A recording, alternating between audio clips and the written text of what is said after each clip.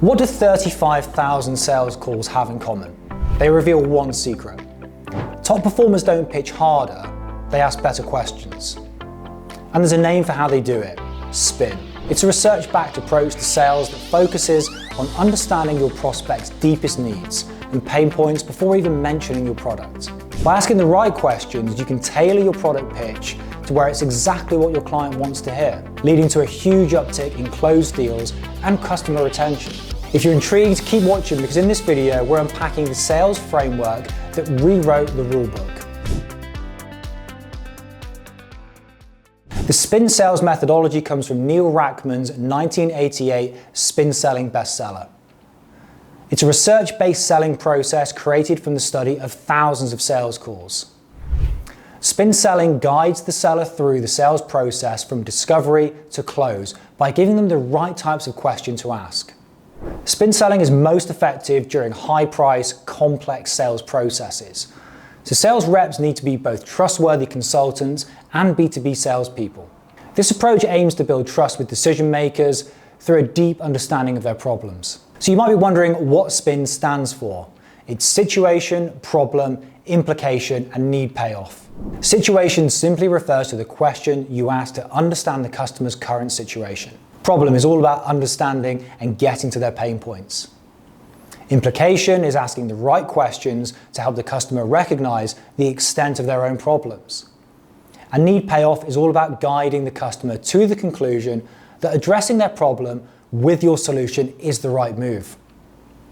The key with all of these categories is to keep questions open-ended.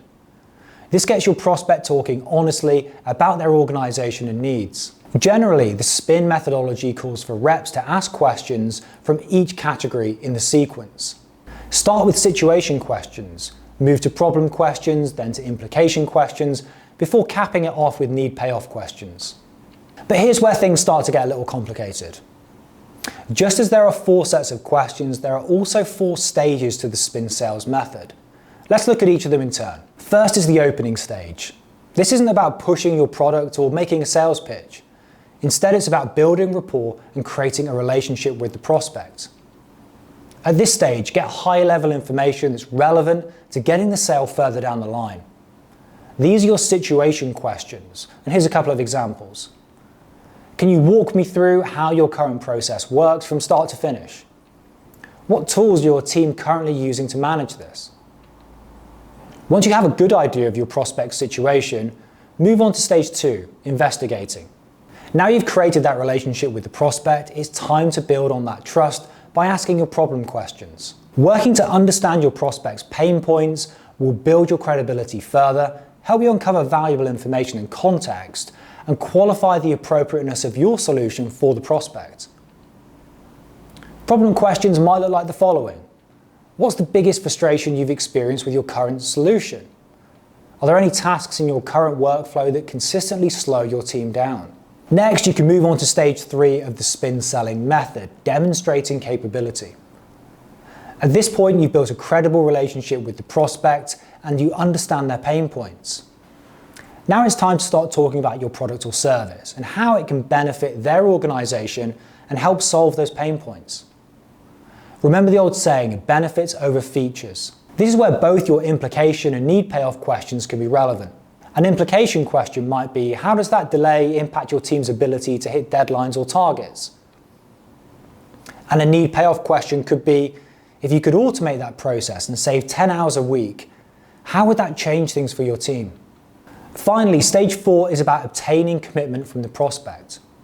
To make sure this stage goes smoothly, you have to understand the prospect's buying process and what's involved in purchasing a product or service on their end. Even with all your convincing in steps 1 to 3, a prospect may hesitate to say yes, so be prepared to handle all the classic sales objections. If you've done it all correctly, you'll hopefully leave this stage ready to send over the contracts, invoices, and all those other important details. There's no necessary timeline to this process. Sometimes you might get through 2 stages in one call. Other times it might take multiple calls over a series of weeks or months to reach that final stage. This is especially true in more complex deals that require more depth than a simple sales pitch. So why does the SPIN selling method work, and what makes it more persuasive than other selling models? First, spin selling is research-backed. Neil Rackham and Huthwaite International studied 35,000 sales calls to see what tied the most successful of them together. They also performed behavioral analysis on all the salespeople they studied. The researchers found that they could model the success of top-performing salespeople. The spin selling methodology is the result of that research. In short, they found that a more personal approach wins. Only with enough context, uncovered through careful questioning and active listening, can reps expect and fend off objections. This approach also builds rapport with the prospect, making them more patient and amenable to communication. Always be closing sales processes rushed to the end of the selling process. Spin selling instead has sellers explore their prospects' needs and collect information and context so they can sell from an informed position. And that's why the spin methodology is still used over 35 years later. We hope you enjoyed this video and learned something you can take back to your work. If you did, don't forget to hit that subscribe button so you don't miss any more of our videos. Thank you for watching, and we'll see you next time.